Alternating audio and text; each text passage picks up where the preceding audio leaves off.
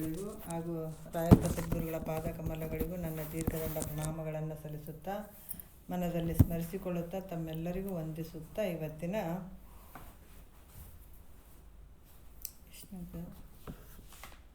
ಸುಧಾ ರಸ ಆಗಿದೆಯಲ್ಲ, ಹಸುವಿನವರೆಗೆ ಆಗಿದೆ.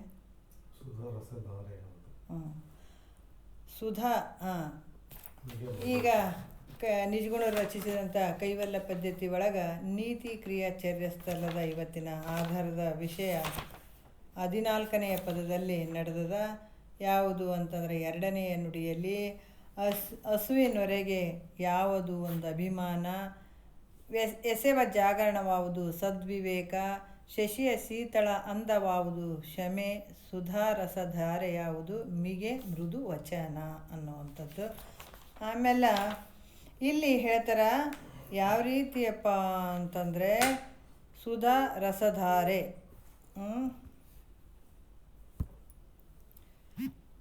ಇಲ್ಲಿ ಕೂಡ ಭಾಳ ವಿಶೇಷವಾಗಿ ಹೇಳ್ತಾರೆ. ಯಾಕಂತಂದ್ರೆ ಸುಧಾ ರಸ ಯಾವುದು ಮಿಗೆ ಮೃದು ವಚನ ಅನ್ನುವಂಥದ್ದು. ಯಾಕಂತಂದ್ರೆ ಸುಧಾ ಅಂತಂದ್ರೆ ಯಾವುದಪ್ಪ ಅಂತಂದರೆ ಇಲ್ಲಿ ಅಮೃತ ಅಂತ ಕೂಡ ಹೇಳ್ತಾರೆ ಅವರು. ಯಾವ ರೀತಿ ಅಂತಂದ್ರೆ ಸುಧಾ ರಸಧಾರೆ ಯಾವುದು ಅಂದ್ರೆ ಅಮೃತ ರಸದ ಹನಿಯು ಯಾವುದು ಅಂತಂದ್ರೆ ಮಿಗೆ ಮೃದು ವಚನ ಅಂದ್ರೆ ಕಿಂಕರ ಭಾವ, ವಾಣಿಯು ಅಂದರೆ ಮಾತಾಡುವಂಥದ್ದು. ಇದರಲ್ಲಿ ಹೇಳೋದೇನು ಮುಗಿದ ಇದು ಮುಗಿದ ಅಂದ್ರೆ ನಂತರ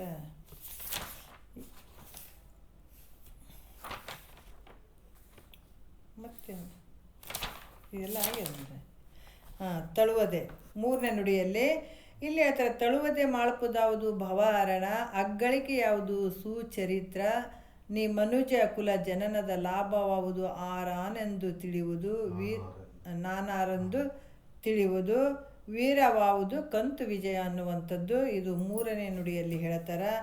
ಯಾವ ರೀತಿಯಪ್ಪ ಅಂತಂದ್ರೆ ಇವು ಹಲವಾರು ವಿಚಾರಗಳನ್ನು ಅವ್ರು ಹೇಳ್ತಾರೆ. ತಡ ಮಾಡದೆ ಮಾಡುವಂಥ ಕೆಲಸ ಯಾವುದಪ್ಪ ಅಂತಂದರೆ ಇಲ್ಲಿ ಭವಹರಣ ಅಂತಂದ್ರೆ ಏನಪ್ಪ ಅಂತಂದ್ರೆ ಈ ಜನನ ಮರಣದಿಂದ ಬಿಡುಗಡೆ ಆಗುವಂಥದ್ದು ಕೆಲಸವನ್ನು ಮಾಡಿಕೊಳ್ಳುವಂಥದ್ದು. ಯಾಕಂದರೆ ಜಗತ್ತಿನೊಳಗೆ ಎಲ್ಲ ಕೆಲಸಗಳನ್ನು ಮಾಡ್ಕೊಳ್ತೀವಿ. ಇದು ಕೆಲಸದಲ್ಲಿ ದೊಡ್ಡ ಕೆಲಸ ಅಂತಂದ್ರೆ ಭವಹರಣ ಮಾಡ್ಕೊಳ್ಳುವಂಥದ್ದು. ಇವತ್ತು ಜ್ಞಾನಿಗಳು ಏನನ್ನು ಮಾಡ್ಕೊಂಡ್ರಪ್ಪ ಅಂತಂದ್ರೆ ಈ ಕೆಲಸವನ್ನೇ ಮಾಡಿಕೊಂಡ್ರು. ಅದಕ್ಕೆ ಇದನ್ನು ತಳುವದೆ ಮಾಡ್ಬೋದು ಅಂತ ಹೇಳ್ತಾರೆ ನೋಡ್ರಿ. ಯಾಕಂದ್ರೆ ನಮಗೆ ಈಗ ಭಾಳ ಹೆಂಗಾಗ್ಯದಪ್ಪ ಅಂತಂದ್ರೆ ಬೇರೆ ಬೇರೆ ಕೆಲಸ ಲೌಕಿಕದಲ್ಲಿ ಮಾಡುವಂಥ ಕೆಲಸಗಳು ತಡ ಮಾಡ್ದೇ ಮಾಡಿಬಿಡ್ಬೇಕಪ್ಪ ಅಂತ ನಾವು ನಿಂತೀವಿ. ಆದರೆ ಜ್ಞಾನಿ ಹೇಳ್ತಾನ ತಳುವದೆ ಮಾಡ್ಬೋದು ಯಾವುದಂತಂದ್ರೆ ಭವಹರಣ ಅಂತ ಹೇಳ್ತಾರೆ. ತಕ್ಷಣದಲ್ಲೇ ಮಾಡ್ಕೊಳಕ್ಕೆ ಪ್ರಯತ್ನ ಮಾಡು. ಅದಕ್ಕೆ ನಿಜಗುಂಡ್ರು ಹೇಳಿದರು, ನಿದ್ರೆ ಬಾರದು ಪರಿಭವ ದುಃಖ ಸಮುದ್ರವೆನಿಸುವ ಸಾಯಸವ ನೆನೆದು ಯಾವಾಗ ಮಾಡ್ಕೊಂಡೆವೋ ಯಾವಾಗೋ ಅಂತ ಅನ್ನುವಂಥದ್ದು ಇಲ್ಲಿ ಭಾಳ ಶ್ರೇಷ್ಠವಾಗ್ಯದ. ಅದಕ್ಕೆ ಇಲ್ಲಿ ಕೂಡ ಒಂದು ಉದಾಹರಣೆ ಈಗಾಗಲೇ ಬಂದಿರಬೇಕು. ಒಬ್ಬಾಕಿ ಭಿಕ್ಷಗಾರ ಬಂದ ನಂತರ ಭಿಕ್ಷಗಾರ ಸ್ವಂತ ಒಬ್ಬ ಮಹಾತ್ಮನೇ ಇದ್ದಾತ ಬಂದು ಭಿಕ್ಷೆ ಬೇಡ್ಕೊತ ಬಂದು ಒಬ್ಬಾಕಿ ಎಲ್ಲ ಮನೆಗಳು ಮುಗಿದಿದ್ವು. ಅಲ್ಲಿ ಬಂದು ಭಿಕ್ಷೆಯನ್ನು ಕೇಳಿದ. ಕೊನೆಗೆ ಒಂದು ಮನೆ ಉಳಿದಿತ್ತು. ಆಕೆ ಓಡಿ ಬಂದ್ರೆ ಮಹಾತ್ಮ ಬಂದಾನಂತ ಓಡಿ ಬಂದು ನಮಸ್ಕಾರ ಮಾಡಿ ಮನ್ಯಾಗ ಕರ್ಕೊಂಡೋಗಿ, ಅಪ್ಪ ನಿಮ್ಗೆ ಪ್ರಸಾದ ಕೊಡ್ತೀನಿ ಅಂತೇಳಿ ಬಿಸಿ ರೊಟ್ಟಿ 2 ರೊಟ್ಟಿ ಪಲ್ಯ ಹಚ್ಚಿ ಕೊಟ್ಳಂತ. ಭಾಳ ಖುಷಿ ಆಯಿತು. ಯವ್ವ ನೀ ಇಷ್ಟು ಸಣ್ಣಕ್ಕಿದಿ, ಎಂಥ ಒಂದು ಸಂಸ್ಕಾರ ಕೂಡಿ ಬಂದದೇವ, ನೀ ಎಷ್ಟು ಅದೇವ ನಿನ್ನ ವಯಸ್ಸು ಅಂದಾತ. ಯಪ್ಪ ನನಗೆ 10 ವರ್ಷ ಐತಪ್ಪ ಅಂದಳು. ಮೊದಲೇ ಹೇಳಿದ್ರೆ ನನಗೆ 4 ಮಕ್ಕಳು ಅದಾವ ಅಂತ ಹೇಳಿದಳು. ಯವ್ವ ನಿನಗೆ ಎಷ್ಟು ವಯಸ್ಸು ಯವ್ವ ಅಂತಂದ. ಎಷ್ಟು ಸಂಸ್ಕಾರ ಅದ ನಿನ್ನ ಹತ್ರ. ಮುಂಜಾನೆಲಿದ್ದ ಭಿಕ್ಷೆ ಬೇಡ್ಕೊತ ಬಂದಿದ್ದೆ, ಒಬ್ಬರು ಕೊಟ್ಟಿರಲಿಲ್ಲ. ನಿಮ್ಮ ಮನೆಗೆ ಕರೆದು ಇಷ್ಟೆಲ್ಲ ಆಧಾರದಿಂದ ನನಗಿಷ್ಟು ಭಕ್ತಿಯಿಂದ ಮಾಡಾಕತ್ತಿದ್ದೇವ. ನಿನ್ನ ವಯಸ್ಸು ಎಷ್ಟು? ಯಪ್ಪ ನನ್ನ ವಯಸ್ಸು 10 ವರ್ಷಪ್ಪ ಅಂತಂದ. ಅಂದಗಳೇ ಅದಕ್ಕೆ ಯಾಕಾಗಲ್ದಕ್ಕೆವ 10 ವರ್ಷ. ಮತ್ತು ಯವ್ವ ನಿನ್ನ ಗಂಡನ ವಯಸ್ಸು ಎಷ್ಟು ಅಂತಂದ. ಯಪ್ಪ ನನ್ನ ಗಂಡನ ವಯಸ್ಸು ಎಷ್ಟು ಅಂತಂದ್ರೆ 5 ವರ್ಷ ಅಂತ ಅಂದಳು. ಅಂದಗಳೇ ಆತಗೆ ಹೌದವ್ವ ಮತ್ತು ನಿಮ್ಮ ಮಾವನ ವಯಸ್ಸು ಎಷ್ಟು ಯವ್ವ ಅಂತಂದ. ಅಂದ್ಗಳೇ ಯಪ್ಪ ನಮ್ಮ ಮಾವನ ವಯಸ್ಸು 2 ವರ್ಷ ಅಪ್ಪ ಅಂತಂದ್ರೆ ಅದಕ್ಕೆ ಒಟ್ಟು ಗಾಬರಿ ಆಯಿತು. ಏನು ಹಿಂಗೆ ಹೇಳಕತ್ತಾಳ ಕೇಳೋಣ. ಯವ್ವ ನಿಮ್ಮ ಅತ್ತಿಗೆ ಎಷ್ಟು ವರ್ಷ? ಯಪ್ಪ ನಮ್ಮ ಅತ್ತಿಗೆ 6 ತಿಂಗಳಪ್ಪ. ಯವ್ವ ನಾನು ಎಲ್ಲ ಊರೆಲ್ಲ ಸುತ್ತರ್ದೀನಿ ಯವ್ವ, ಆದರೆ ಎಲ್ಲ ಕಡೆ ಮಹಾತ್ಮರು ವಾಣಿಗಳನ್ನು ಕೇಳಿದ್ದೀನಿ, ಎಲ್ಲ ಕಡೆ ತಿರುಗಾಡಿದ್ದೀನಿ, ಆದರೂ ಕೂಡ ನನಗಿದು ಅರ್ಥ ಆಗಲಿಲ್ಲವ್ವ ನನಗೆ ಅಂದಗಳನ್ನೇ ಆಕೆ ಅಂದಳಪ್ಪ. ನನಗೆ ವಯಸ್ಸು 25 ವಯಸ್ಸು, ಇಲ್ಲ 25 ಅಂದಗಳನ್ನೇ ನನಗೆ 25 ವಯಸ್ಸದ. ಅದಕ್ಕೆ ಆಕೆ ಹೇಳಿದಳು. ಅದಕ್ಕೆ ಅದೇ ಹೇಳಿದ್ಗಳೇನಪ್ಪ, 15 ವರ್ಷ ನಾನು ದನದಂಗೆ ಕಳೆದುಬಿಟ್ಟೆ. ಯಾಕಂದ್ರೆ ನಿದ್ರಾಹಾರ ಭಯ ಮೈತುಂಚ ಅನ್ನುವಂಥವು ಪಶು ಪಕ್ಷಿಗಳಿಗೇನೋ ಅದಾವ, ಮನುಷ್ಯರಿಗೂ ಅದಾವ. ಯಪ್ಪ 15 ವರ್ಷ ನಾನು ಮನುಷ್ಯರ ಜೀವನದಾಗ ಕಳೀಲಿಲ್ಲಪ್ಪ, ಪಶುಗಳ ಜೀವನದಾಗ ಕಳೆದ್ಬಿಟ್ಟೆ. ನನಗೆ ಅದು ಗುರು ಮುಖಾಂತರ ಕೇಳಬೇಕು ತಿಳ್ಕೊಬೇಕಂತ ಅಪೇಕ್ಷೆ ಐತೆಪ್ಪ. ನಾವು ಹೋಗಿ ಗುರುವಿನ ಪಾದಕ್ಕೆ ಬಿದ್ದೆ. ಗುರುವಿನ ಆಶೀರ್ವಾದ ಆಯಿತು. ಅಲ್ಲಿಂದ ನಾನು ಶ್ರವಣ ಮನನ ಮಾಡಕತ್ತೀನಿಯಪ್ಪ. ಈಗ ಒಂದು ಸ್ವಲ್ಪ ಮನುಷ್ಯರ ಲೆಕ್ಕದಾಗ ಬಂದೀನಿ. ನಾನೀಗ 10 ವರ್ಷ ಅಪ್ಪ ಮನುಷ್ಯರ ಲೆಕ್ಕದಾಗ ಬಂದದಕ್ಕಾಗಿ ನನಗೆ ವಯಸ್ಸು 10 ವರ್ಷ ಅಪ್ಪ ಅಂದ. ಆಮೇಲೆ ನಿನ್ನ ಗಂಡಿಗೆ ಯಪ್ಪ ಆತಗೆ 35 ವರ್ಷ. ಆತ ಕೂಡ ಇಷ್ಟು 30 ವರ್ಷ ಕೂಡ ದನದಂಗೆ ಕಾಲ ಕಳೆದುಬಿಟ್ಟಾನಪ್ಪ. ಅದಕ್ಕೆ ಆತ ಕೂಡ ಇದ್ರಂಗೆ ಕಳ್ಕೊಂಡು ನಾನು ನೋಡ್ರಿ ಗುರುಗಳ ಪಾದಕ್ಕೆ ಬೀಳ್ರಿ, ಎಷ್ಟೇ ಅಂದರೂ ಕೂಡ ಅದರಿಂದ ಭಾಳ ಉದ್ಧಾರ ಆಗ್ತೀವಿ. ಅದೇ ಮಾಡೋದು ಮನುಷ್ಯನ ಕೆಲಸ ಅದ. ನೀವು ಹೋಗ್ರಿ ಅಂದ್ರೆ ಹೋಗ್ಲಾರ್ದ ಮನುಷ್ಯ. ನಾನೇ ಒತ್ತಾಯ ಮಾಡಿ ಕರ್ಕೊಂಡು ಗುರುವಿನ ಪಾದಕ್ಕೆ ಹಾಕಿದ್ದೀನಿ. ಈಗ 5 ವರ್ಷ ಆಯ್ತಪ್ಪ. ಅದಕ್ಕೆ ಈ ಲೆಕ್ಕದಾಗ ಮನುಷ್ಯರ ಲೆಕ್ಕದಾಗ ಅದಕ್ಕೆ 5 ವರ್ಷ ಆಗ್ಯದಪ್ಪ ಅಂದ್ರೆ. ಆಮೇಲೆ ನಿಮ್ಮ ಮಾವಗ ಯಪ್ಪ ನಮ್ಮ ಮಾವಗ 60 ವರ್ಷ ಯಪ್ಪ. ಆತ ಕೂಡ ವಲ್ಲ ಅಂತ ಕುಂತಿದ್ದ. ನಾವೇನು ಮಾಡಿದ್ದೀವಿ ಈಗ ನೋಡು, ನಾವಿಬ್ಬರು ಹೋಗಕತ್ತೀವಿ. ಭಾಳ ಆನಂದ ಅದ. ಸದ್ಗುರುವಿನ ವಚನ ಕೇಳಬೇಕು, ಅದನ್ನ ಮಾತು ಕೇಳಬೇಕು ಅಂತೇಳ್ಬಿಟ್ಟು ನಾವು ಒತ್ತಾಯ ಮಾಡಿ 2 ವರ್ಷದಿಂದ ಆಯ್ತಪ್ಪ ಬಂದು ಕೇಳಕತ್ತಾನ. ಅದಕ್ಕೆ ಈಗ 2 ವರ್ಷ ಇಷ್ಟು ದಿವಸ ದನದ ಲೆಕ್ಕದಾಗ ಕಳೆದ್ಬಿಟ್ಟಾನ ಕಾಲಗಳು. ಈಗ 2 ವರ್ಷ ಆಗ್ಯದಪ್ಪ ಬರಕತ್ತಿ. ಅದಕ್ಕೆ 2 ವರ್ಷ ಆಗ್ಯದ ಅಂದ್ರೆ. ಮತ್ತು ನಿಮ್ಮ ಅತ್ತಿ ಯಪ್ಪ ಆಕಿನೂ ಬಾ ಬಾ ಬಾ ಅಂತಿದ್ವಿಯಪ್ಪ. ಆಕಿನೂ ಬರಲಾರ್ದು ಕುಂತಿದ್ದಳು. ಆಕಿಗೂ ಒಂದು 50 ವರ್ಷ ಯಪ್ಪ. ನಾವು ಬಾ ಅಂದರೂ ಕೂಡ ಬರಲಾರ್ದಕ್ಕೆ ನಾವೆಲ್ಲರ ಕಲಿತು ಒತ್ತಾಯ ಮಾಡಿದ್ದಕ್ಕಾಗಿ ಈಗ ಒಂದು 6 ತಿಂಗಳಾಯ್ತಪ್ಪ ಗುರುವಿನ ಪಾದಕ್ಕೆ ಹಾಕೀವಿ. ದಿನ ಕೇಳಕತ್ತಾಳ ಬರಕತ್ತಾಳ. ಆಕೆ ಈಗ 6 ತಿಂಗಳ ಲೆಕ್ಕಪ್ಪ ಅಂತಂದ್ರಂತ. ಅಂದ್ಗಳನ್ನ ಆತಗ ಭಾಳ ಇದಾಯ್ತಂತ. ಭಾಳ ಪುಣ್ಯ ತುಂಬ್ರಿ ನೀವು ಇಷ್ಟೆಲ್ಲ ಮಾಡಿದಿರಿ ಯಾಕಂದ್ರೆ ಆತ ಬರೀ ಭಿಕ್ಷೆ ಬೇಡಿದ್ದ, ಸನ್ಯಾಸಿಯಾಗಿದ್ದ, ಮೈ ಮೇಲೆ ಕಾವಿ ಬಟ್ಟೆ ಹಾಕ್ಕೊಂಡಿದ್ದ ಆತ. ಯಾಕಂದ್ರೆ ಈ ಕೆಲಸ ಆತನೂ ಮಾಡ್ಕೊಂಡಿರಂಗಿಲ್ಲ. ಅದಕ್ಕೆ ನೀವೆಲ್ಲರೂ ಇಷ್ಟೆಲ್ಲ ಮಾಡಿ ಈಟಿಟ್ಟು ದೊಡ್ಡರಾಗಿರಿ, ನಾ ಇನ್ನೂ ಹುಟ್ಟೇ ಇಲ್ಲೇವ ಅನ್ನಂತ. ನೋಡ್ರಿ ಹೆಂಗದಿದ್ರಾಗ ಶಕ್ತಿ. ನೀನು ಇಷ್ಟೆಲ್ಲ ಮಾಡಿ ಈಟಿಟ್ಟು ಹುಟ್ಟಿದ ಕೆಲಸಗಳನ್ನು ಮಾಡ್ಕೊಂಡಿರಿ. ನಾನು ಕೇಳಿಲ್ಲ, ನಾನೇನು ಮಾಡಿಲ್ಲ. ಶರೀರ ಮೇಲೆ ಕಾವಿ ಹಾಕ್ಕೊಂಡಿನಿ, ಸನ್ಯಾಸಿ ಆಗೀನಿ, ಆದ್ರೆ ಈ ಕೆಲಸನ ಮಾಡ್ಕೊಳ್ಳಿಲ್ಲಲ್ಲ. ನೀವು ಇಷ್ಟಿಷ್ಟು ಹುಟ್ಟಿರೇವ, ನಾ ಇನ್ನೂ ಹುಟ್ಟೇ ಇಲ್ಲ ಅಂತಂದನಂತ. ಅದಕ್ಕೆ ಇಲ್ಲಿ ಹೇಳೋಕ್ಕೆ ಕಾರಣ ಏನಂತಂದ್ರೆ, ತಳುವುದೇ ಮಾಡ್ಬೋದು ಯಾವುದು ಅಂತಂದ್ರೆ ಶರೀರ ಶಾಶ್ವತ ಅಲ್ಲ, ಯಾವಾಗ ಹೋಗ್ತದ ಗೊತ್ತಿಲ್ಲ. ಅದಕ್ಕೆ ಇದನ್ನು ತಡ ಮಾಡ್ದೇನೆ ಇದನ್ನು ಬೇಗ ಮಾಡಿಕೊಳ್ರಪ್ಪ. ಗಾಳಿ ಬೀಸಿದಾಗ ತೂರಿಕೊಳ್ಳಿರೋ, ಗಾಳಿ ನಿಮ್ಮ ಆದಿನ ಅಲ್ಲ, ನಾಳೆ ಬರ್ತದಂದ್ರೆ ಬರ್ತದೇನೋ ಅದು. ರಾಶಿ ಆದಂತಂದ್ರೆ ಈಗ ಅದನ್ನು ರಾಶಿ ಮಾಡ್ಕೊಂಬಿಟ್ರಿ ಅಂದ್ರೆ ಏನಾಗ್ತದ, ಕುಂತು ತಿನ್ನೋಕ್ಕಾಗ್ತದೆ. ಹೌದಲ್ಲ? ಈಗ ಯಾರಾದರೂ ಬರಗಾಲ ಬಂತು, ಅಲ್ಲಿ ರಾಶಿಗೆ ಹೋಗಿವಿ, ಅಥವಾ 4 ಕಾಳು ಬರ್ತಾವಂತ ರಾಶಿಗೆ ಹೋಗಿ ಅಲ್ಲಿ ಕೆಲಸ ಮಾಡೋಕೆ ಹೋಗ್ತಾರೆ, ರಾಶಿ ಮಾಡ್ಕೋತಾರೆ. ಯಾಕೆ ಹೋಗ್ತಾರಪ್ಪ ಅಂದ್ರೆ ವರ್ಷಾನುಗಟ್ಲೆ ನಾವು ಈಗ ರಾಶಿ ಮಾಡ್ಕೊಂಡಿವಿ, 4 ಕಾಳು ಮಾಡಿದ್ದೀವಿ ಅಂತಂದ್ರೆ ವರ್ಷಾನುಗಟ್ಲೆ ಇಟ್ಟು ತಿನ್ನೋಕ್ಕಾಗ್ತದ ಅಂತ ಹೋಗ್ತಾರೆ. ಅದೇ ರೀತಿ ಇದು ಯಾವಾಗ ರಾಶಿ ಬಂದುಬಿಟ್ಟದ, ಬಂದುಬಿಟ್ಟದ. ಈಗ ಗಾಳಿ ಯಾವಾಗ ಬೀಸ್ತಾ ಅವಾಗ ತೂರಿ ಕೊಡ್ಬೇಕು. ಯಾಕಂದರೆ ರಾಶಿ ಅನ್ನುವಂಥದ್ದು ಆಗ್ಬಿಟ್ಟದ. ಈಗ ಶರೀರ ಬಂದದ, ಅಂತಃಕರಣಗಳು ಅದಾವ, ಕೇಳ್ಬೇಕನ್ನೋ ಎಲ್ಲ ಸಾಧನಗಳು ರೆಡಿ ಆಗಿಬಿಟ್ಟಾವ ಶರೀರದಾಗ. ಈಗ ಸದ್ಗುರು ಸಿಕ್ಕನ, ಹೇಳಂಥ ಸದ್ಗುರು ಸಿಕ್ಕನ, ಕೇಳುವಂಥದ್ದು ಟೈಮು ಕೂಡಿ ಬಂದದ, ಗಾಳಿ ಬೀಸಕತ್ತಿ ಬಿಟ್ಟದ. ಅದಕ್ಕೆ ರಾಶಿ ಮಾಡ್ಕೊಂಬಿಡು. ಮತ್ತು ನಾವೇನು ವರ್ಷಾನುಗಟ್ಟಲೆ ಕುಂತು ತಿನ್ನುವಂಥ ರಾಶಿ ಒಂದು ವರ್ಷ ಕಲಸ ಆಗ್ತದೆ. ಈ ರಾಶಿ ಅಲ್ಲ, ಜನ್ಮ ಜನ್ಮಾಂತರದಲ್ಲಿ ಇಟ್ಟು ಕುಂತು ತಿನ್ನೋ ರಾಶಿ ಇದು, ದೊಡ್ಡ ರಾಶಿ ಇದು. ಅದಕ್ಕೆ ತಳುವದೆ ಮಾಡ್ಪುದಾವುದು ಭವಹರಣ. ನೀ ಯಾವಾಗ ಇದನ್ನು ಏನು ಕಷ್ಟ, ಸುಖ, ನೋವು, ನಲಿವು, ಶರೀರ ಬಾಧೆ ಇವೆಲ್ಲ ಏನು ಅಂದ್ಕೊಳ್ತೀಯಪ್ಪ, ಇದರಿಂದ ನೋವೇ ನಿನಗೆ ಭಾಳ ಐತೆ. ಅದಕ್ಕೆ ಈ ಮಾನವ ಜನ್ಮ ಬಂದದ. ಎದಕ್ಕೆ ಬಂದದ? ಒಂದು ದೊಡ್ಡದು ಏನು ಬಾಗಿಲಿ, ಅಗಸಿ ಬಾಗಿಲಿ, ಇದು ಶ್ರೇಷ್ಠವಾದಂಥ ಬಾಗಿಲಿ ಓಪನ್ ಆಗಿಬಿಟ್ಟದೆ. ಒಳಗೆ ಹೋಗ್ಬೇಕಷ್ಟೇ. ಮತ್ತು ಕೈ ತುರ್ಸ್ಕೊಂತ ಗ್ವಾಡಿ ಸುತ್ತರಿತಿದ್ನಂತ. ಬಾಗಿಲಿ ಬಂದಗಳೇ ತಿಂಡಿ ಕೊಟ್ಟಗಳೇ ತುರ್ಸ್ಕೊಳಕ್ಕೆ ಶುರು ಮಾಡಿದ್ನಂತ. ಏನಾಯ್ತದ? ಮತ್ತು ತಿರ್ಗ ಮುಂದಕ್ಕೆ ಹೋಗ್ಬಿಟ್ನಂತ. ಹಾಗಾಗಿ ನಮ್ಗೆ ಯಾವಾಗ ಸಂಸಾರ ಅನ್ನುವಂಥ ಉರ್ಕ ಕೈಗೆ ಹತ್ತಿ ಬಿಡ್ತು, ಇದನ್ನು ಬಿಟ್ಬಿಟ್ಟು ಅಂತಂದ್ರೆ ಮತ್ತು ಗ್ವಾಡಿನೇ ಸಿಗ್ತದೆ. ಗ್ವಾಡಿ ಸಿಕ್ತಂತಂದ್ರೆ ಮತ್ತೆ ತಿರುಗದೆ ಪುನರಪಿ ಜನನಂ ಪುನರಪಿ ಮರಣಂ ಪುನರಪಿ ಜನನೇ ಜಠರೇ ಶಯನಂ ಇಹ ಸಂಸಾರೇ ಬಹು ದುಸ್ತಾರೆ ಕೃಪಾಯ ಪಾರೆ ಪಾಹಿ ಮುರಾರೆ. ಕಾಪಾಡಪ್ಪೋ ನನ್ನ, ಯಾಕಂದ್ರೆ ನನಗೆ ಸಾಕಾಗಿಬಿಟ್ಟದ. ಇದೇ ಎಷ್ಟು ಜನ್ಮ ಎತ್ತಬೇಕು, ಎಷ್ಟು ಜನ್ಮ ಬರಬೇಕು, ಎಷ್ಟು ಶರೀರಗಳನ್ನು ಬಿಸಾಕಬೇಕು, ಸಾಕಾಗಿ ಹೋಗ್ಯದಪ್ಪ ಅಂತ ಹೇಳಿದಾಗ ಜ್ಞಾನಿ ಡಂಗುರು ಹೊಡಿತಾನೆ ನೋಡ್ರಿ. ಹೆಂಗೆ ಹೊಡಿತಾನಂದ್ರೆ, ತಳುವದೆ ತಡ ಮಾಡ್ದೇ ಇದನ್ನು ಭವಾರಣ ಮಾಡ್ಕೊಂಬಿಡ್ರಿ. ನೋಡ್ರಿ, ತಪ್ಪಿತಂದ್ರೆ ಮುಗಿದೋಯ್ತು, ಟೈಮ್ ಆದ ನೋಡ್ರಿ ಇದಕ್ಕೆ ಅಂತ ಹೇಳುವಂಥದ್ದು. ಮತ್ತು ಅಗ್ಗಳಿಕೆ ಯಾವುದು?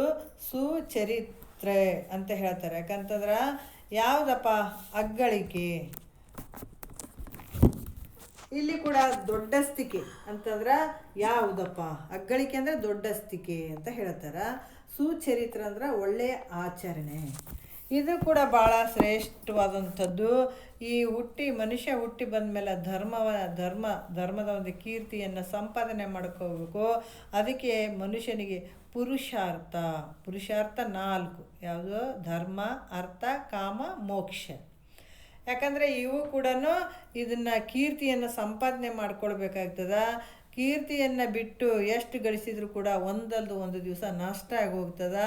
ಅದಕ್ಕೆ ಇಲ್ಲಿ ಕೂಡ ಅವರು ಯಾವ ರೀತಿಯಿಂದ ಹೇಳ್ತಾರಂತಂದ್ರೆ, ಈಗ ನೀನು ಎಷ್ಟೇ ದುಡ್ಡು ದಾನ ಧರ್ಮ ಮಾಡದೆ ಎಷ್ಟು ದ್ರವ್ಯವನ್ನು ಅಲ್ಲಿ ನೀವು ಉದುಗಿಸಿ ಇಟ್ಟದ್ದು ಕೂಡ ಅಥವಾ ತೆಗೆದಿಟ್ಟದ್ದು ಕೂಡ ನೀವು ಹೋಗಾಗ ಅವೆಲ್ಲ ಬರ್ತವೆ ನಿನ್ನ ಜೊತೆ ಅಂತಂದ್ರೆ ಯಾವೂ ಬರೋಂಗಿಲ್ಲ. ನಿನ್ನ ಸಂಗಡ ಯಾವಾದರೂ ಬರ್ತಾವೇನೋ?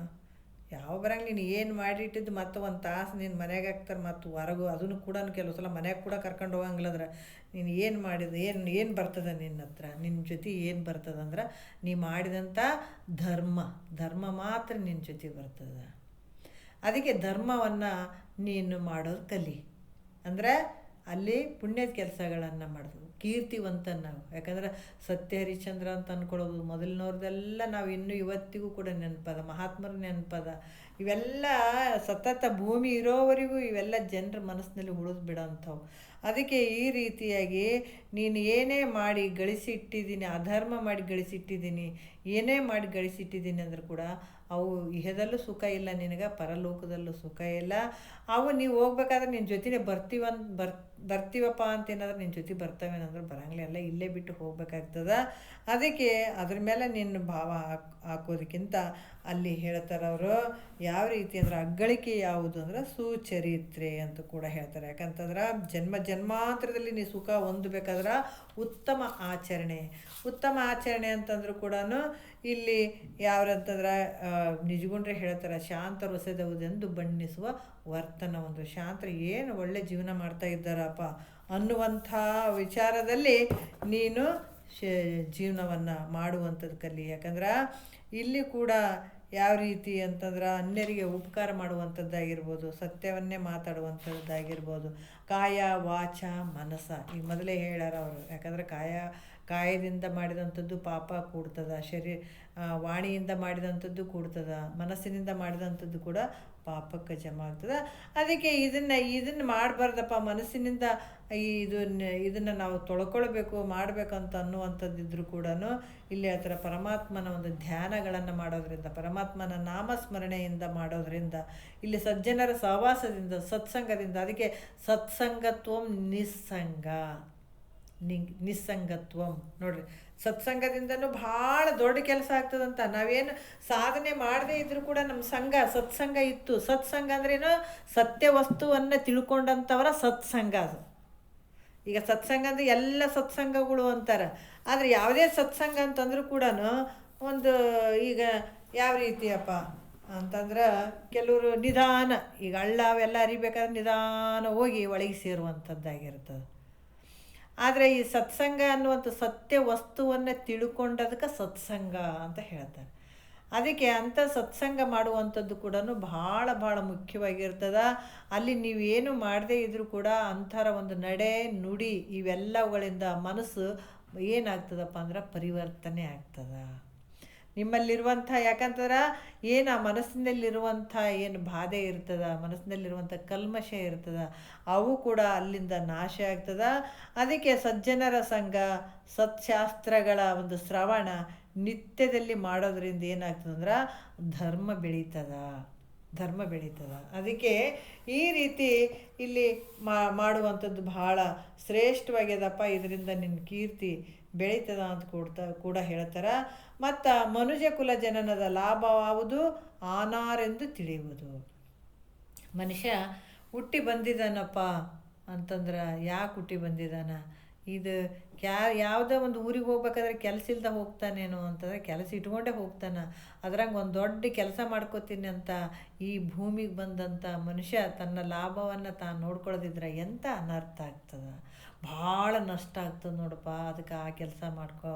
ಯಾವ ರೀತಿ ಅಂತಂದ್ರೆ ಮನುಷ್ಯ ಕುಲ ಜನನದ ಲಾಭವಾವುದು. ಮನುಷ್ಯ ಕುಲ ಅಂತ ಹೇಳ್ಯಾರ, ಯಾಕಂದ್ರೆ ಮೃಗಗಳಿಗಿಲ್ಲ ನೋಡ್ರಿ, ಪ್ರಾಣಿ ಪಕ್ಷಿಗಳಿಗೆ ಅದಾವ್ರಿ, ಗಿಡ ಮರಕ್ಕೆ ಅದಾವ್ರಿ ಅಂತ ಏನಾದ್ರೂ ಬರ್ದಾರೆ ಏನಾದ್ರೆ ಮನುಜ ಕುಲ ಜನನದ ಲಾಭವಾವುದು ಆನಾರೆಂದು ತಿಳಿಯುವುದು. ಅದಕ್ಕೆ ಇಲ್ಲಿ ಮನುಷ್ಯನಿಗೆ ಮಾತ್ರ ರೂಲ್ಸ್ ಅದಾವ. ಯಾವ ರೀತಿ ಅಂತಂದ್ರೆ ಇಲ್ಲಿ ಕೂಡ ಹೇಳ್ತಾರೆ. ಯಾಕಂತಂದ್ರೆ ಈ ಮನುಷ್ಯ ಹಾಗೇ ಬಿದ್ದು ಸತ್ತು ಹೋಗಬಾರ್ದು. ಅದಕ್ಕೆ ಈಗ ತನ್ನ ಒಂದು ಈ ಕಷ್ಟ ಅಂತ ಅನ್ಬೋದು, ಸುಖ ಅಂತ ಅನ್ಬೋದು, ಯಾವುದು ಒಂದು ಬಂಧನಕ್ಕೆ ಗುರಿ ಆಗಬಾರ್ದು. ಅದಕ್ಕೆ ಅವರು ಮುಂಚೆನೇ ಶ್ರೀ ಗುರು ವಚನೋಪದೇಶ ದೇಶವನ್ನು ಆಲಿಸಿದಾಗಲಹುದು ನರರಿಗೆ ಮುಕ್ತಿ ಹೇಳ್ಯಾರ. ಯಾಕಂದ್ರೆ ಮುಕ್ತಿಗೂ ಕಾರಣ ಅದ, ಬಂಧಕ್ಕೂ ಕಾರಣ ಅದ ಅಂತ ಹೇಳಿದರು. ಯಾಕಂದ್ರೆ ಮುಕ್ತಿ ಕಾರಣ ಆಗಿರುವಂಥದ್ದು ಶ್ರೀ ಗುರು ವಚನ ಸದ್ಗುರುವಿನ ವಚನ ಮುಕ್ತಿ ಕಾರಣ ಆಗ್ತದೆ. ಬಂಧಕ್ಕೆ ಕಾರಣ ಆಗಿರುವಂಥದ್ದು ಏನು ಮೋಹ ಏನಿರ್ತದೆ ಅದು ಬಂಧಕ್ಕೆ ಕಾರಣ ಆಗ್ತದೆ. ಅದಕ್ಕೆ ಅವೆರಡನ್ನೇ ಬಿಟ್ಕೊಳ್ಬೇಕನ್ನುವಂಥದ್ದು ಹೇಳಿದ್ರು. ಮನುಷ್ಯ ಇಲ್ಲಿ ಬಂದ ಮೇಲೆ ತನ್ನನ್ನು ತಾನು ತಿಳ್ಕೊಂಡು ಯಾರದೀನಿ, ನಾನು ಯಾರಿದ್ದೀನಿ ಎಲ್ಲವನ್ನ ತಿಳಿಯುವಂಥವನು ನೀನಿರಿ. ಅದಕ್ಕೆ ಸತ್ತು ಚಿತ್ತು ನಿತ್ಯ ಆನಂದ ಪರಿಪೂರ್ಣವಾಗಿರುವಂಥವನು. ಯಾಕಂದ್ರೆ ಎಲ್ಲದರಲ್ಲಿ ಲಾಭ ಇದ್ರೇ ನಾ ಈ ಕೆಲಸ ಮಾಡ್ತೀನಿ ಅನ್ನುವಂಥವನು. ನಿನ್ನ ಶರೀರದಿಂದ ಏನು ತೊಗೊಳ್ಬೇಕನ್ನುವಂಥದ್ದು ನಿನಗೆ ಅದು ಪ್ರಶ್ನೆನೇ ಅರ್ಥ ಆಗಲಿಲ್ಲ ಅಂತಂದ್ರೆ ಅನ್ಯಾಯವಾಗಿ ಜೀವನ ಕಳ್ಕೊಂಡು ಬಿಡ್ತೀಯಪ್ಪ. ಅದಕ್ಕೆ ಮನುಜ ಕುಲ ಜನನದ ಹುಟ್ಟಿ ಬಂದದಕ್ಕೆ ಲಾಭ ಯಾವುದಂದ್ರೆ ಮತ್ತೆ ನೀನು ಜೈಲಿಗೆ ಹೋಗ್ಲಾರ್ದಂಗೆ ಮಾಡ್ಕೊಳ್ಬೇಕು. ಹೆಂಗೆ ತಾಯಿ ಗರ್ಭಕ್ಕೆ ಹೋಗ್ಲಾರ್ದಂಗೆ ಮಾಡ್ಕೊಳ್ಬೇಕು. ಅದಕ್ಕೆ ಇಲ್ಲಿ ಕೂಡ ಹೇಳ್ತಾರ ಅಂತ ಯಾವುದಂದ್ರೆ ಜ್ಞಾನ ಪ್ರಾಪ್ತಿಯನ್ನು ಮಾಡ್ಕೊಳ್ಳೋದನ್ನು ಬಿಟ್ಟು ಇಹ ಪರ ಲೋಕದ ಒಂದು ಭೋಗಗಳಿಗೆ ಗುರಿ ಆಗಬಾರ್ದು. ಯಾಕಂತಂದ್ರೆ ಇವು ಏನಂತಂದ್ರೆ ಇವು ಯಾವಾಗಲೂ ಶಾಶ್ವತ ಏನಂದ್ರೆ ಇಹದಲ್ಲೂ ನಾವು ಸುಖವನ್ನು ಪಡಿಬೇಕು ಅನ್ನುವಂಥದ್ದು ಇಲ್ಲ, ಪರಲೋಕದಲ್ಲಿ ಸುಖ ಪಡಿಬೇಕನ್ನುವಂಥದ್ದಿಲ್ಲ. ಯಾಕಂದ್ರೆ ಪರಲೋಕದಲ್ಲಿ ಕೂಡ ಸಾತಿಶಯ ಕ್ಷಯ ಪತನದಿಂದ ದುಃಖದಿಂದ ಕೂಡ್ಯದ, ಇಲ್ಲಿ ಕೂಡ ದುಃಖದಿಂದೇ ಅದ. ಅದಕ್ಕೆ ಇಹಲೋಕದ್ದು ಮತ್ತು ಪರಲೋಕದ್ದು ಇದನ್ನು ಇಟ್ಕೊಳ್ಳೋದೇನೆ ಅತ್ಯಂತ ದುಃಖ ನಿವೃತ್ತಿ, ಇಲ್ಲಿ ಪರಮಾನಂದದ ಪ್ರಾಪ್ತಿಯನ್ನು ಮಾಡಿಕೊಳ್ಳುವಂಥದ್ದೇ ಮನುಷ್ಯ ಹುಟ್ಟಿ ಬಂದದ್ದಕ್ಕೆ ಇದು ಲಾಭ. ಯಾವುದು ನೀನು ಅದನ್ನು ಏನಿಲ್ಲ, ಅದು ಬೇರೆ ಸಮೇತ ಅಜ್ಞಾನ ಅನ್ನುವಂಥದ್ದು ಬೇರೆ ಸಮೇತ ಕಿತ್ತಿ ಜ್ಞಾನವನ್ನು, ಅದಕ್ಕೆ ಜ್ಞಾನದ ಬಲದಿಂದ ಅಜ್ಞಾನದ ಕೇಡು ನೋಡಯ್ಯ ಜ್ಯೋತಿಯ ಬಲದಿಂದ ತಮಂದದ ಕೇಡು ನೋಡಯ್ಯ. ಯಾವಾಗ ನೀನು ಯಾರು ಅಂತ ತಿಳ್ಕೊಂಡು ಅಂತಂದ್ರೆ ಅದಕ್ಕೆ ಹೇಳ್ತಾರೆ, ಒಂದು ಉದಾಹರಣೆ ಹೇಳ್ತಾರೆ ಜ್ಞಾನಿಗಳು. ಯಾಕಂದ್ರೆ ಒಂದು ಆಡು ಕಾಯಕ್ಕೆ ಹೋಗ್ತಿದ್ದ ಒಬ್ಬ ಮನುಷ್ಯ. ಅವಾಗ ಆಡು ಕಾಯಕ್ಕೆ ಹೋದಾಗ ಏನಾಯಿತು, ಅಡವ್ಯಾಗ ಒಂದು ಹುಲಿ ಏನು ಮಾಡ್ತು, ಸಿಂಹ ಏನು ಮಾಡ್ತು, ತುಂಬ ಗರ್ಭಿಣಿ ಇರ್ತದೆ. ಓಡಿ ಬಂದು ಹಿಂಗೆ ಜಂಪ್ ಮಾಡಬೇಕಾದಾಗ ಅದು ಪೂರ್ತಿ ಅಲ್ಲಿಂದ ಇಲ್ಲಿಗೆ ಜಂಪ್ ಮಾಡಿಬಿಡ್ತು. ಅದು ರಭಸಕ್ಕೆ ಹೊಟ್ಟೆಗೆ ಪೆಟ್ಟಾಗಿಬಿಟ್ಟು ಅದು ಅಲ್ಲೇ ಬಿದ್ದುಬಿಡ್ತು. ಬಿದ್ದಾಗ ಅದೇ ಒಂದು ರಭಸಕ್ಕೆ ಅದಕ್ಕೆ ಕೂಸು ಹೊರಗೆ ಬರ್ತದೆ. ಹೊರಗೆ ಬಂದಗನೆ ಅದು ಸಿಂಹ ಅಲ್ಲೇ ಸತ್ತೋಗ್ಬಿಡ್ತದೆ. ಸತ್ತುಗಳನ್ನೇ ಅಲ್ಲಿ ಕುರಿಗಳೆಲ್ಲ ಮೇಯ್ತಿದ್ದು ಇಲ್ಲ ಸಿಂಹ ಆಯಿತು. ಆಮೇಲೆ ಅಲ್ಲಿ ಕುಂತ ಏನು ಮಾಡ್ತಿದ್ದ, ಯಾರು ಕುರಿ ಕಾಯವ ಕುರಿಗಳು ಎಲ್ಲ ಇದ್ದರು. ಇದ್ದುಗಳನ್ನೇ ಆತ ಹಿಂಗೆ ನೋಡ್ದ, ಅಯ್ಯೋ ಅವು ಸಿಂಹ ಮರಿ ಇಲ್ಲೇ ಐತಲ್ಲ ಅಂಥೇಳಿ ಆ ಮರಿಯನ್ನು ಎತ್ಕೊಂಡ. ಅದು ತಾಯಿ ಸತ್ತುಬಿಟ್ಟಿತ್ತು. ಎತ್ಕೊಂಡ ದಿನ ಆ ಆಡಿನ ಜೊತೆನೇ ಕುರಿಗಳ ಜೊತೆನೇ ಅದನ್ನು ಬಿಡೋದು, ಮತ್ತು ಅಟ್ಟೆ ಕಟ್ಟೋದು, ಮತ್ತು ಬಿಡೋದು, ಹಿಂಗೆ ಮಾಡ್ತಿದ್ದ. ಅದು ಏನು ಮಾಡ್ತಿತ್ತು, ಇದ್ರ ಜೊತೆನೇ ಅದು ಹುಲ್ಲನ್ನು ತಿನ್ನೋಕೆ ಶುರು ಮಾಡಿತು.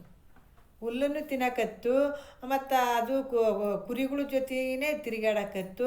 ಮತ್ತು ಬಂದು ಕಟ್ಟಿದಾಗ ಅದು ಹಟ್ಟಿ ಒಳಗೆ ಅದ್ರ ಜೊತೆನೇ ಇರ್ತಿತ್ತು. ಕುರಿಗಳ ಮೇಲೆ ಹೋಗಿ ಕೂತ್ಕೊಳ್ಳೋದು, ಅದ್ರ ಜೊತೆ ಕಿವಿ ಹಿಡಿಯೋದು, ಅದ್ರ ಜೊತೆ ಆಟ ಆಡೋದು, ಹೀಗೆ ಶುರು ಆಗಿಬಿಡ್ತು. ಅದು ಸ್ವಲ್ಪ ದೊಡ್ಡದೇ ಆಯಿತು. ಆದಾಗ ಇದ್ದಕ್ಕಿದ್ದಂಗೆ ಮತ್ತೆ ಕಾಡಿಗೆ ಹೋದರು. ಮತ್ತು ಕುರಿಗಳನ್ನು ತೊಗೊಂಡ್ಕೇಸಿ ಒಂದು ಸಲ ಹೋದಾಗ ಒಂದು ಸಿಂಹ ಜೋರಾಗಿ ಗರ್ಜನೆ ಮಾಡ್ತದೆ. ಗರ್ಜನೆ ಮಾಡಿದ ತಕ್ಷಣವೇ ಎಲ್ಲ ಕುರಿಗಳು, ಕುರಿಕಾಯಿ ಇವೆಲ್ಲ ದಿಕ್ಕಂಪಾಲಾಗಿಬಿಡ್ತಾರೆ. ಎದುರು ಓಡೋಗ್ಬಿಡ್ತಾರೆ. ಯಾಕಂದರೆ ಜೋರಾಗಿ ಕೂಗ್ತದೆ. ಈ ಸಿಂಹ ಮಾತ್ರ ಹಂಗೆ ನಿಂತ್ಕೊಂಡ್ಬಿಡ್ತು. ಈ ಕುರಿಗಳ ಮಧ್ಯೆ ಇರುವಂಥ ಸಿಂಹ ಹಂಗೆ ನಿಂತ್ಕೊಂಡ್ಬಿಡ್ತು. ನಿಂತ ತಕ್ಷಣವೇ ಆವಾಗ ಅದು ಸಿಂಹ ಬರ್ತದೆ, ಹತ್ರ ಬಂದು ಹಿಂಗೆ ನೋಡ್ತದೆ, ಏನು ನನ್ನಂಗೆ ಐತಲ್ಲ ಇದು ಅಂತ ನೋಡ್ತದೆ. ಅಂದಗಳೇ ಏನು ಹಿಂಗೆ ನಿಂತಿಯಲ್ಲ, ನಿಂದೇನಿಲ್ಲಿ ಕೆಲಸ ಹಿಂಗೆ ಅಂತ ಅದು ಸಿಂಹ ಕೇಳ್ತು. ಇಲ್ಲಪ್ಪ, ಇವೆಲ್ಲ ಕುರಿಗಳ ಜೊತೆ ನಾನು ಇದ್ದೀನಿ ಅಂತ ಅದು ಹೇಳ್ತು. ಅಲ್ಲ, ನೀನು ಕುರಿಗಳ ಜೊತೆ ಇದೆಯಾ, ಅದು ಏನು ತಿಂತದ ಅದು ತಿಂತ್ಯ? ಅಲ್ಲ ನೋಡಪ್ಪ, ನಿನಗೆ ಭ್ರಮೆ ಹಿಡ್ದದ. ನೀನು ನನ್ನಂಗೆ ಈದಿ, ಮತ್ತು ನನಗೆ ಎಷ್ಟು ಶಕ್ತಿ ಅದ ಅಷ್ಟು ನಿನಗೂ ಅದ. ನೀವು ಒಂದು ಸಲ ಗರ್ಜನೆ ಮಾಡಿದ್ರೆ ಇವೆಲ್ಲ ಹೆದರಿ ಓಡೋಗ್ತಾವ, ಅಷ್ಟು ಶಕ್ತಿ ನಿನ್ನ ಹತ್ರ ಐತು ನೋಡು ಅಂತ ಸಿಂಹ ಹೇಳೋಕ್ಕೆ ಶುರು ಮಾಡ್ತು. ಅದಕ್ಕೆ ನೀ ಸುಳ್ಳು ಹೇಳ್ತಿದ್ದಪ್ಪ, ನನಗೆಲ್ಲಿ ಅಷ್ಟು ಶಕ್ತಿ ಅದ, ಸುಮ್ಮನೆ ಹೇಳಕತ್ತಿದ್ದೀನಿ ನೀನು ಅಂತ ಅದು ಸಣ್ಣ ಮರಿ ಸಿಂಹ ಹೇಳಕತ್ತು. ನೀನು ನನ್ನಂಗೆ ಇದಿ, ಬಾ ಇಲ್ಲಿ ತೋರಿಸ್ತೀನಿ ನಿನಗಂತೇಳಿಕೆ ಒಂದು ಸರೋವರ ಹತ್ರ ಕರ್ಕೊಂಡೋಗಿ, ನೋಡು, ನೀನು ನೋಡು, ನಾನು ನೋಡು ಅಂತ ಎರಡು ಹಿಂಗೆ ಬಗ್ಗಿ ನೋಡಿದ್ವು. ನೋಡಿದ ತಕ್ಷಣವೇ ಅಲ್ಲೇ ನಿನ್ನಂಗೆ ನಾನು ಇದ್ದೀನಲ್ಲ ಅಂತ ಇದು ಹೇಳಕತ್ತು. ಆವಾಗ ಅದೇನು ಮಾಡ್ತು, ನೋಡು ನಿನಗೂ ಭಾಳ ಶಕ್ತಿ ಅದ, ನೀ ಜೋರಾಗಿ ಗರ್ಜಿಸು ನೋಡಿ ಎಲ್ಲ ಓಡೋಗ್ತಾವ. ಆಮೇಲೆ ಹೌದು ಇದನ್ನ ಮಾತು ಕೇಳ್ಬೇಕಂತ ಜೋರಾಗಿ ಗರ್ಜಿಸಿದ ತಕ್ಷಣ ಎಲ್ಲ ಪ್ರಾಣಿ ಪಕ್ಷಿಗಳು ಎಲ್ಲ ಅಲ್ಲೆಲ್ಲೆಲ್ಲೆಲ್ಲಿ ಓಡೋಗ್ಬಿಟ್ಟು. ಆವಾಗ ಅನ್ಕೊಂತು, ಅಬಾಬಾಬಾಬಾ ಇಷ್ಟು ಶಕ್ತಿ ಅದ, ನಾನು ಏನೋ ಅನ್ಕೊಂಡ್ಬಿಟ್ಟಿದ್ನಲ್ಲ ನಾನು ಅಂತ. ಆವಾಗ ಅದು ಖುಷಿ ಪಡ್ತಂತ, ಆ ಸಿಂಹದ ರೂಪನೇ ಆಗಿಬಿಡ್ತಂತ. ಆಯ್ತು, ನಿನ್ನ ಕೆಲಸ ಏನದ, ನಿನ್ನ ಸಿಂಹನೇ ಇದೆ, ನಿನ್ನ ತಾಕತ್ತು ಜಾಸ್ತಿ ಅದ, ಶಕ್ತಿ ಜೋರದ, ನಿನ್ನ ಕಂಡ್ರೆ ಎಲ್ಲ ಹೆದರ್ತಾವ ಅಂತ ಎಲ್ಲ ಹೇಳಿದ ಮೇಲೆ ಆವಾಗ ಹೌದು ಅಂತ ಅದು ಒಪ್ಕೊಂತಂತ. ಹಾಗಾಗಿ ಜ್ಞಾನಿಗಳು ಹೇಳ್ತಾರೆ, ನಾನು ಹುಟ್ಟಿ ಸಾಯ್ತೀನಿ, ನಾನು ಜೀವಾತ್ಮ ಅದೀನಿ, ನಾ ಅದೀನಿ, ಕಷ್ಟದಿಂದ ಕೂಡಿದ್ದೀನಿ, ನಾ ಸುಖಿ ಅದೀನಿ, ಹಲವಾರು ದುಃಖಕ್ಕೆ ಗುರಿ ಆಗಿದ್ದೀನಿ, ನನಗೆ ರೋಗ ಬರ್ತದೆ. ಅದಕ್ಕೆ ಜನನ ಮರಣ ರೋಗ ರುಜೆ ಭಯ ಶೋಕ ಜರೆ ಬಡತನ ಪರಸೇವೆ ಯಾಚನೆ ಹಾನಿ ಅಳಿವು ಮುನಿಸು ವಿಷಯರತಿ ವಿರಹ ಸಂತಾಪ ಚಿಂತನೆಗಳು ನಿನಗಾಗದಿಹೆ ಬುದ್ಧಿ ಗಲಿಯದೆ. ಇಷ್ಟೆಲ್ಲ ಯಾರಿಗಿಲ್ಲ ಅಂತೀರಿ? ಜನನಾದ ಮರಣಾದ, ರೋಗಾದ ರುಜಿನಾದ, ಎಲ್ಲ ಅದು ಜನನ ಮರಣ ರೋಗ ರುಜ ಭಯ ಜರೆ ಬಡತನ ಪರಸೇವೆ ಯಾಚನೆ ಹಾನಿ ಅಳಿವು ಎಲ್ಲ ಅದಾವ. ಆದರೂ ಕೂಡ ಇನ್ನೂ ಬುದ್ಧಿ ಬರೋಲ್ದಲ್ಲ. ಅದಕ್ಕೆ ಅವ್ರು ಹೇಳ್ತಾರೆ, ನಾನು ಸಣ್ಣವದೀನಿ, ನಾನು ಜೀವಾತ್ಮ ಅದೀನಿ, ನಾನು ಸಾಯವದೀನಿ, ನನಗೆ ರೋಗ ಬರ್ತದ ಅಂತ ತಗೋಂತ ಕುಂತಿದ್ದಲ್ಲಪ್ಪ. ನಿನಗೆ ಒಳಗಡೆ ದೊಡ್ಡ ತಾಕತ್ತೈತಿ ನೋಡು, ದೊಡ್ಡ ಶಕ್ತಿ ಐತಿ ನೋಡು, ತಿರ್ಗಾ ನಿನ್ನ ಒಳಗೆ ಹೋಗಿ ನೋಡ್ಕೊ, ನಿನ್ನ ಶಕ್ತಿ ಅಷ್ಟದ ಅಷ್ಟಂತ ಜ್ಞಾನಿಗಳು ಹೇಳಕತ್ತಾರೆ ನೋಡ್ರಿ. ಜ್ಞಾನಿಗಳು ಅದ್ಭುತ ರೂಪ ಅದ ನಿನ್ನ ಒಳಗೆ, ನಿನ್ನ ಸ್ವರೂಪ ನೀ ಮರ್ತಿದಿ, ನೀ ಯಾರಂತ ನೀ ಮರ್ತಿದಿ, ಅದು ಕತ್ಕೋಂತ ಕುಂತಿದಿ. ಆ ಸ್ವರೂಪನ ಒಂದು ಸಲ ನೋಡ್ಕೊಂಬಿಡು, ಮುಗೀತು. ಗೆದ್ದಿ. ಅದಕ್ಕೆ ಕೋಡಗನ್ನ ಕೋಳಿ ನುಂಗಿತ್ತ ನೋಡವ್ವ ತಂಗಿ, ಕೋಡಗನ್ನ ಕೋಳಿ ನುಂಗಿತ್ತ. ಎಷ್ಟು ಅದ್ಭುತವಾಗಿ ಹೇಳಿದ್ದಾರೆ, ಅದ್ಭುತವಾಗಿ ಜ್ಞಾನಿ ಆ ದೃಷ್ಟಿಯಲ್ಲಿ ಇದ್ದುಕೊಂಡು ಬರೆದಂಥ ಹಾಡ ನೋಡ್ರಿ, ಕುಣಿಬೇಕು. ಹಾಂ, ಎಷ್ಟು ಕೋಡಗನ್ನ ಕೋಳಿ ನುಂಗಿತ್ತ ನೋಡವ್ವ ತಂಗಿ, ಆಡು ಆನೆಯ ನುಂಗಿ ಗೋಡೆ ಸುಣ್ಣವ ನುಂಗಿ, ಆಡಲು ಬಂದ ಪಾತ್ರದವಳ ಮದ್ದಲಿ ನುಂಗಿತ್ತ ತಂಗಿ.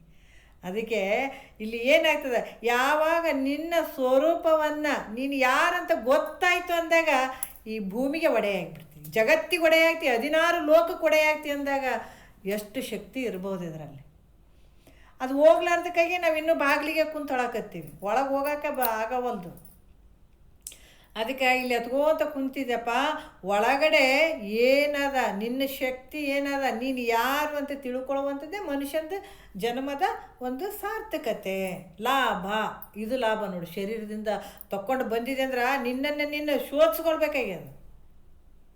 ತುಪ್ಪ ಹೆಂಗೆ ಹಾಲಿನಲ್ಲಿ ತುಪ್ಪ ಅದ ಜಲ್ದಿ ಕಂಡು ಬಿಡ್ತದನ?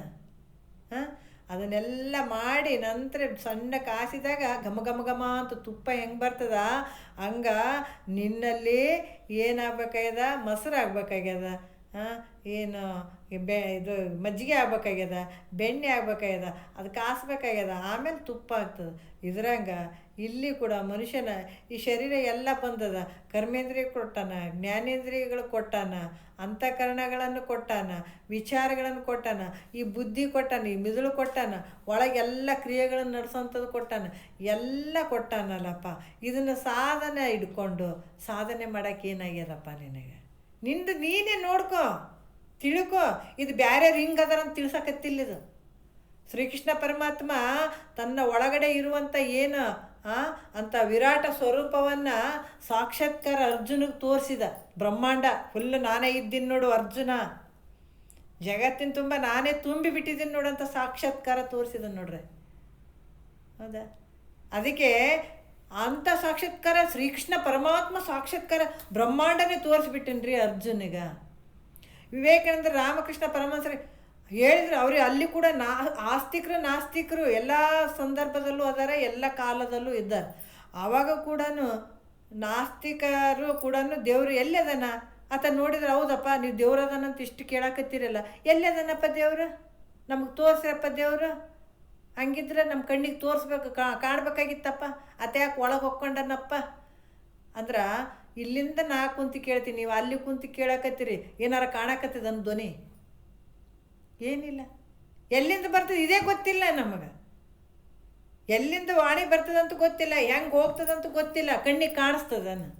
ನಾವು ವಿಡಿಯೋ ಮೂಲಕ ನೋಡ್ಬೋದು, ಮುಖಕ್ಕೆ ಮುಖ ನೋಡ್ಬೋದಪ್ಪ, ರೂಪನ ನೋಡ್ಬೋದು, ಅದರ ಧ್ವನಿ ನೋಡೋಕ್ಕಾಗ್ತದನ್ನು, ಬರುವಂಥ ಧ್ವನಿಗಳು. ಅದಕ್ಕೆ ಜ್ಞಾನಿಗಳು ಹೇಳ್ತಾರೆ, ಆವಾಗ ಕೂಡ ಭಾಳ ವಿಶೇಷ ಆಗ್ತಿತ್ತು ಇವ್ರಿಗೆ, ಸಂಸ್ಕಾರ ಇತ್ತು. ವಿವೇಕಾನಂದರಿಗೆ ಭಾಳ ಸಂಸ್ಕಾರ ಇತ್ತು. ದೇವ್ರಂದ್ರೆ ಏನು, ಎಲ್ಲಿದ್ದಾನ ಆತ ನನ್ನ ಕಣ್ಣು ಮುಂದೆ ಬರಬೇಕಾಗಿತ್ತಲ್ಲ. ಎಲ್ಲ ದೇವ್ರು ಅದಾನಂತ ಎಲ್ಲ ಹೇಳ್ತಾರಲ್ಲ, ಅಂತ ದೇವ್ರು ನಾನು ನೋಡಬೇಕಲ್ಲ ಅಂತ ಭಾಳ ಗೊಂದಲ ಆಗಿಬಿಡ್ತು. ಯಾಕಂದ್ರೆ ಮಾತು ಮನಗಳಿಂದ ತತ್ತ ಮೀರಿದ ಸಾತಿಶಯದ ನಿರುಪಾದಿಕ ನಿರ್ಮಲ ಜ್ಯೋತಿ ಬೆಳಗುತ್ತಿದೆ. ಅದು ಮಾತಿಗೂ ನಿಲ್ಕೋದಲ್ಲ, ಮನಸ್ಸಿಗೂ ನಿಲ್ಕೋದಲ್ಲ, ಬುದ್ಧಿಗೆ ನಿಲ್ಕೋದಲ್ಲ, ಯಾವುದಕ್ಕೆ ನಿಲ್ಕದೇ ಇರುವಂಥ ವಸ್ತು ನೀನಿದೆ, ನಿಲ್ಕೋದೇ ಇಲ್ಲ. ಮಾತು ಮನಗಳಿಂದ ತತ್ತ ಮೀರಿದ ಸಾತಿಶಯದ ನಿರುಪಾದಿಕ ನಿರ್ಮಲ ಜ್ಯೋತಿ, ಅಂಥ ಜ್ಯೋತಿ ಬೆಳಗುತ್ತಿದೆ. ಅದಕ್ಕೆ ನಾನು ನೋಡಬೇಕಲ್ಲ, ದೇವ್ರಿದ್ರೆ ನನ್ನ ಕಣ್ಣು ಮುಂದೆ ಬಂದು ನಿಂದಿರ್ಬೇಕಾಗಿರ್ತಲ್ಲ, ಪ್ರತ್ಯಕ್ಷ ಆಗಬೇಕಾಗಿತ್ತು. ಎಷ್ಟೋ ಜನರು ಕ್ವಶನ್ಗಳು ಇರ್ತಾವೆ. ವಿವೇಕಾನಂದ್ರಿಗೆ ಹಂಗೆ ಬಂದುಬಿಡ್ತು ಒಂದು ಸಲ, ಆ ದೇವ್ರು ಅಂತಾರೆ, ನಾನು ನೋಡ್ಬೇಕಂತ. ದೇವ್ರಂದ್ರೆ ನಾನು ನಂಬುತ್ತೀನಿ, ನೋಡಿದ್ರೆ ನಂಬುತ್ತೀನಿ ಅನ್ನೋ ಒಂದು ಸ್ಥಿತಿಗೆ ಬಂದಾಗ ಎಲ್ಲ ಅವರು ಕಾಲೇಜ್ ಓದೋ ಟೈಮಿಗೆ ಎಲ್ಲ ಉಪಾಧ್ಯಾಯರಿಗೆ, ಲೆಕ್ಚರ್ಗಳಿಗೆ ಎಲ್ಲರಿಗೆ ಕೇಳಿದ, ನಾನು ದೇವ್ರು ನೋಡಬೇಕಲ್ಲ, ದೇವ್ರು ಅಂತಾರೆ, ಎಲ್ಲಿದ್ದಾನ ಆತನ ನೋಡ್ಬೇಕಲ್ಲ ಅಂತ ಎಲ್ರಿಗೂ ಕೇಳಿದ. ಅಲ್ಲಿ ಹೋಗಿ ಕೇಳ್ರಿ, ಇಲ್ಲಿ ಹೋಗಿ ಕೇಳ್ರಿ, ಅಲ್ಲಿ ಅವ್ರನ್ನ ಕೇಳ್ರಿ, ಇವ್ರಿಗೆ ಎಲ್ಲರೂ ಹೇಳಿದ್ರು. ಒಬ್ಬನ ಮಾತ್ರ ಹೇಳ್ದ, ಇಂಥಲ್ಲಿ ರಾಮಕೃಷ್ಣ ಪರಮಹಂಸರು ಅಂತ ಒಬ್ರು ಇದ್ದಾರ, ರಾಮಕೃಷ್ಣ ಅಂತ ಒಬ್ರು ಇದ್ದಾರ, ಅವರು ದೇವಿ ಭಕ್ತರದಾರ, ಅವ್ರು ಸಾಕ್ಷಾತ್ಕಾರ ಮಾಡ್ಕೊಂಡಿದ್ದಾರ, ಬಟ್ ಭಾಳ ಅದ್ಭುತವಾದಂಥ ಮಹಾನ್ ಸಂತ ಅದಾರ, ನೀವು ಅವ್ರ ಹತ್ರ ಹೋಗಿ ಭೇಟಿ ಹಾಕಿ ಕೇಳ್ರಿ ಮಾತು, ಅವ್ರು ಹೇಳ್ತಾರೆ ಇದಕ್ಕೆ ಉತ್ತರ ಸಿಗ್ತದೆ ನಿಮ್ಗೆ ಅಂದಾಗ ಆತ ತಕ್ಷಣ ರೆಡಿಯಾದ, ಮರುದಿವಸನೇ ರೆಡಿಯಾದ. ತಡ ಮಾಡಲಿಲ್ಲ, ತಡ ಮಾಡಿದ್ರೆ ವಿವೇಕಾನಂದ್ರ ಆಗ್ತಿರ್ಲಿಲ್ಲ ಅವರು. ಇವತ್ತು ನಮ್ಮ ಭಾರತದಲ್ಲಿ ಮಹಾನ್ ವ್ಯಕ್ತಿಗಳಲ್ಲಿ ವಿವೇಕಾನಂದ್ರ ಮೇಲ್ಮಟ್ಟಕ್ಕೆ ನಿಲ್ತಾರೆ ಆಧ್ಯಾತ್ಮದಲ್ಲಿ. ಇವತ್ತು ಆತ ತಡ ಮಾಡಿದ್ದೆ, ನಾಳೆ ನೋಡೋಣ, ನಾಡ್ದು ನೋಡೋಣ. ಯಾಕಂದ್ರೆ ಅವ್ರ ಮನೆಗೇನು ಭಾಳ ಶ್ರೀಮಂತಿಕೆ ಇರಲಿಲ್ಲ ವಿವೇಕಾನಂದ್ರ ಮನೆಯಲ್ಲಿ, ಭಾಳ ಬಡತನ, ಒಂದು ಊಟಕ್ಕೆ ಗತಿ. ಅವರ ಅಪ್ಪ ಸತ್ತ ಮೇಲೆ ಕೂಡ ಊಟಕ್ಕೆ ಕೂಡ ಪರದಾಟದ ಪರಿಸ್ಥಿತಿ ಅಂತಲ್ಲಿ ವಿವೇಕಾನಂದರು. ಅಂಥ ಒಂದು ಪರಿಸ್ಥಿತಿ ಅವ್ರದ್ದು, ಮನೆಯದು ಭಾಳ ಗಂಭೀರ ಪರಿಸ್ಥಿತಿ. ಆತ ಏನಾದರೂ ಅದನ್ನು ನೋಡ್ಕೊತ ಕುಂತಿದ್ನಂದ್ರೆ ಇವತ್ತು ಮಹಾನ್ ವ್ಯಕ್ತಿ ಆಗ್ತಿರ್ಲಿಲ್ಲ ಅವರು. ತಡ ಮಾಡಲಿಲ್ಲ ನೋಡ್ರಿ ಆತ. ತಡ ಮಾಡಬೇಡ ಅಂತ ಹೇಳ್ಯಾರ, ತಡ ಮಾಡಲಿಲ್ಲ. ಮರುದಿವಸನೇ ರೈಟ್ ಅಂದ ಊರಿಗೆ ಹೋಗಿ ಕುಂತ. ಎಲ್ಲ ಮಹಾನ್ ಸಾಧು ಸಂತರೆಲ್ಲ ಕುಂತಿದ್ರು. ಹೋಗಿ ಚಕ್ಮುಕ್ ಹಾಕ್ಕೊಂಡು ಹಿಂಗೆ ಕುಂತಗಳೇ ಅವಾಗ ಗೊತ್ತಾಯ್ತು ನೋಡ್ರಿ. ಯಾಕಂದ್ರೆ ಒಬ್ಬ ಮಹಾತ್ಮನಿಗೆ ಇಲ್ಲಿ ಏನು ನಡೆದಿರ್ತದ, ಆತ್ಮ ಸಂಬಂಧ ನಡೆದಿರ್ತದೆ. ಎಲ್ಲರ ಸಾವಿರಾರು ಮಧ್ಯೆ ಹೋಗಿ ಈ ವಿವೇಕಾನಂದರು ಕುಂತಗಳೇ ಅವ್ರ ಆತ್ಮಕ್ಕೆ ಗೊತ್ತಾಯಿತು, ನಿನ್ನ ಆತ್ಮ ಸಂಬಂಧವಾಗಿರುವಂಥ ಮುಂದಿನ ಒಂದು ಶಿಷ್ಯ, ಅಂಥ ಅದ್ಭುತವಾದ ಶಿಷ್ಯ, ಜನ್ಮ ಜನ್ಮಾಂತರದಲ್ಲಿ ಬಂದಂಥ ಶಿಷ್ಯ, ಆತನ ಆತ್ಮ ಟಚ್ ಆಗಿಬಿಡ್ತಲ್ಲಿ. ಹಿಂಗೆ ನೋಡ್ದ, ಆಹಾ ಅಂದ. ಒಂದು ಸಲ ಸುಮ್ಮನೆ ಬಂದು ಕುಂತ್ಕೊಂಡು ಹೋದ. ಎರಡನೇ ಸಲ ಬಂದ, ಆಹಾ ನಿನ್ಗಾಗಿ ಕಾಯ್ತಾ ಇದ್ದೆ, ಬಾ ಬಾ ಅಂತ ಕರೆದ್ರು ಅವ್ರಿಗೆ. ಯಾಕಂದ್ರೆ ಆ ಒಂದು ಅಂತಃಕರಣ ಪರಿಪಕ್ವ ಇತ್ತಂದ್ರೆ ಅಲ್ಲಿ ಸದ್ಗುರುನಾಥನ ಆತ್ಮಕ್ಕೆ ಟಚ್ ಆಗಿಬಿಡ್ತದೆ ಅಲ್ಲಿ. ಯಾಕೆ ಬರೀ ಹೂವಿನ ವಾಸನೆ ಮಾತ್ರ ಗಮ್ಮತ್ತ ನಮ್ಮ ಮೂಗಿಗೆ ಬಿಡ್ತದೆ ಅನ್ನೋದಲ್ಲ. ಮಹಾತ್ಮರ ಒಂದು ಆತ್ಮ, ಯಾವ ಶಿಷ್ಯರ ಅಂತಃಕರಣ ಪರಿಶುದ್ಧ ಆಗಿರ್ತದ, ಅಂತಃಕರಣದ ವಾಸನೆ ಮಹಾತ್ಮರ ಆತ್ಮಕ್ಕೆ ಗೊತ್ತಾಗ್ಬಿಡ್ತದೆ. ಅದಕ್ಕಂದು ವಿವೇಕಾನಂದ ಬಾ ಬಾ ನಿನಗಾಗಿ ಕಾಯಕತ್ತೀನಿ ಬಾರೋ ಅಂತ. ಅವತ್ತಂದ್ರೆ ಅಪ್ಪ ದೇವರು ಅಂತಾರೆ. ನನಗೆ ಅದ್ರ ಬೆಲೆ ಗೊಂದಲ ಅದ, ಎಲ್ಲಿದ್ದಾನೆ ದೇವರು, ನನ್ನ ಕಣ್ಮುಂದೆ ಬರಬೇಕು, ನೋಡಬೇಕು.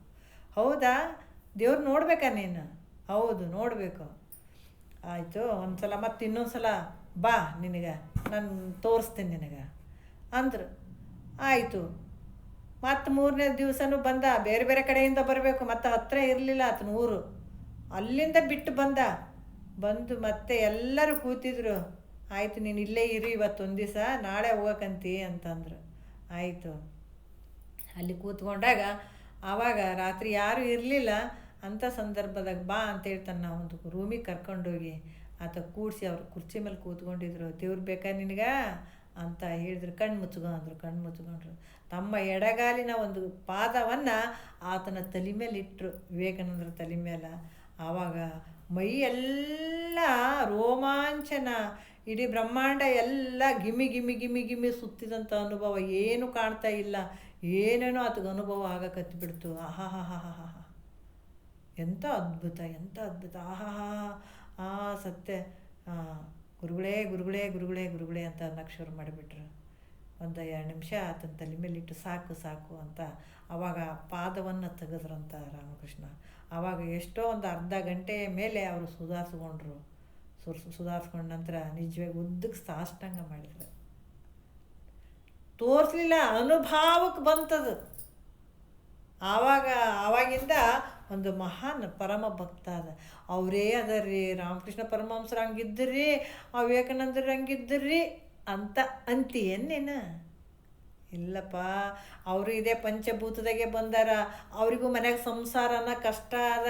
ಅವರಿಗೂ ತಾಯಿ ತಂಗಿದವರು, ಹಣದವರು, ತಮ್ಮದವರು ಅದಾರ. ರಾಮಕೃಷ್ಣ ಪರಮಹಂಸರಿಗೂ ಎಲ್ಲ ಸಂಸಾರ ಇತ್ತು.